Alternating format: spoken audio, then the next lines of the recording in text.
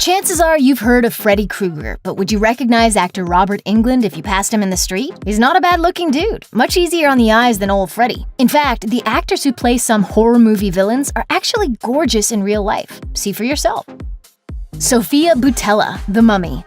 It was supposed to kickstart an all-new cinematic universe, but 2017's The Mummy unraveled pretty quickly. It got off on the right foot when Sofia Boutella was introduced as Princess Amanette, but in the end, this reboot simply wasn't as fun as the 1999 Brendan Fraser version. Part of the problem may have been the lack of the Mummy herself, with Boutella's screen time paling in comparison to her co-star Tom Cruise. Everybody's been telling me this morning how scared they were, and it made me so happy. Yeah, well. The Mummy's negative reviews and poor box office numbers left the future of the dark universe in doubt, but for all the bad press, Boutella's dedication to the project was never in doubt. In fact, the Algerian actress just so happened to be a huge fan of Universal's classic monster movies growing up. She told The Independent, "If you look at the original ones, they're interesting, profound metaphors." Before The Mummy, Boutella was a backup dancer for Madonna and Rihanna, and she has appeared in other films such as Kingsman: The Secret Service and Atomic Blonde. Bill Skarsgård, It. Hiring an actor who moonlights as a model only to cover him in makeup might seem pointless, but Bill Skarsgård wasn't cast as Pennywise the Dancing Clown in the 2017 adaptation of Stephen King's It because of his good looks. The Swedish actor brought a whole new level of intensity to the character, setting his Pennywise apart from the earlier Tim Curry version. Getting into the right mindset for the role was difficult for Skarsgård. He found it even harder to shake it off after the film wrapped. He told Entertainment Weekly, "I was home, done with the movie, and I started having very strange and vivid Pennywise dreams." Part of Pennywise is that he hates the kids, and it's so much anger. And Most clowns do, yeah. Bonnie Aarons, The Nun.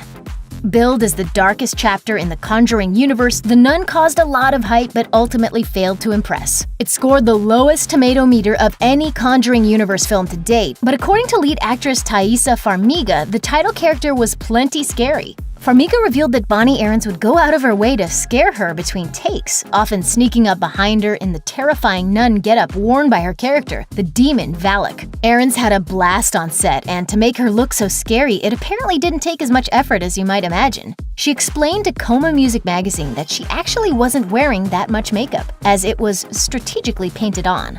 I'm their hand-painted Mona Lisa. Ken Kirzinger, Freddy vs. Jason. Man Mountain Ken Kirzinger once played college football for the University of British Columbia, but he decided to get into stunt work after suffering a bad knee injury. He secretly hoped his stunt performances would lead to him being discovered, but he had no idea his very modest involvement in the Friday the 13th franchise would cause such a ruckus. The actor has admitted that his favorite role is horror icon Jason Voorhees. He first donned the hockey mask in 1989's Jason Takes Manhattan as a stunt double and also appeared in that film as one of Jason's victims. He banked his stuntman checks and forgot all about the character until he was offered the chance to play him for real. As far as being afraid of it, I mean, you got to remember I'm a stuntman, so I'm used to doing stuff that's a little iffy. When Kirzinger played Jason in 2003's Freddy vs. Jason, he didn't realize it was such a big deal, but he soon became appreciative of the fan response. The face-off nature of this particular movie meant that Kirzinger even got the chance to act heroic for a moment, decapitating Robert Englund's Freddy Krueger in the closing moments. Bonnie Morgan, Rings. A young DeVay Chase played creepy girl Samara in 2002's The Ring and appeared in 2005's The Ring 2 via archive footage. But the majorly creepy stuff in the sequel came courtesy of contortionist Bonnie Morgan. The studio initially intended to use special effects for some key Samara scenes, but the stunt coordinator was a friend of Morgan's and suggested they use her instead. Speaking of one iconic scene, Morgan told Bloody Disgusting, "The spider walk originated on my living room floor and we shot some footage of it, and the director could not have been more excited with the result." The work Morgan did on The Ring 2 led to her getting the part full-time when an unexpected sequel was greenlit years later. A decade had passed since the last movie, and Morgan had almost given up any hope of reprising the role, but she was back at her bendy best in 2017's Rings. 41, 42, 43, 44, contact lenses, and the wig. 45 appliances. But who's counting, right? Paul T. Taylor, Hellraiser, Judgment.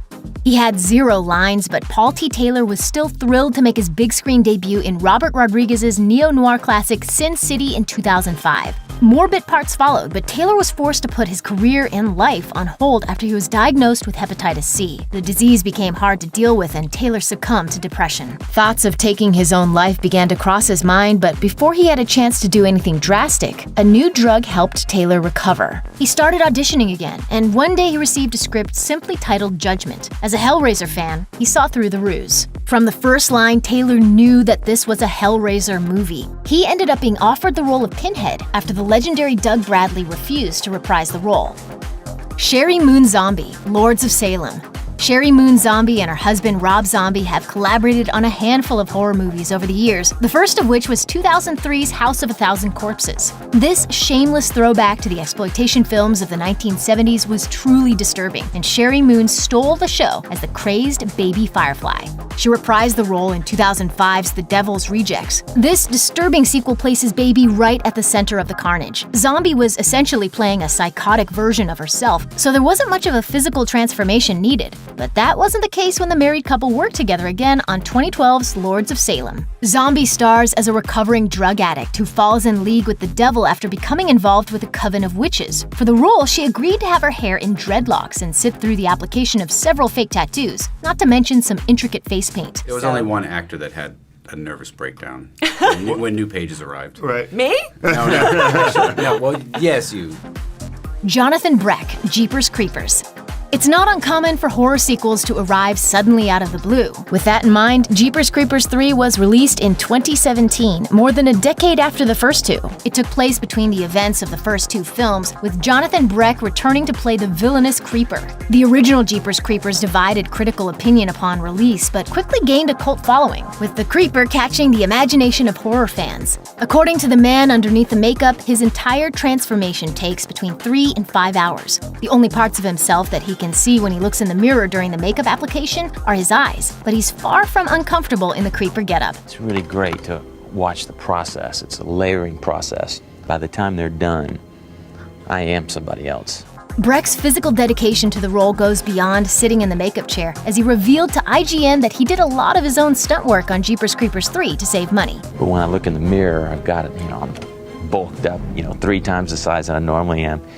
You just feel like there's nothing you can't do, I'm the Creeper when I'm suited up.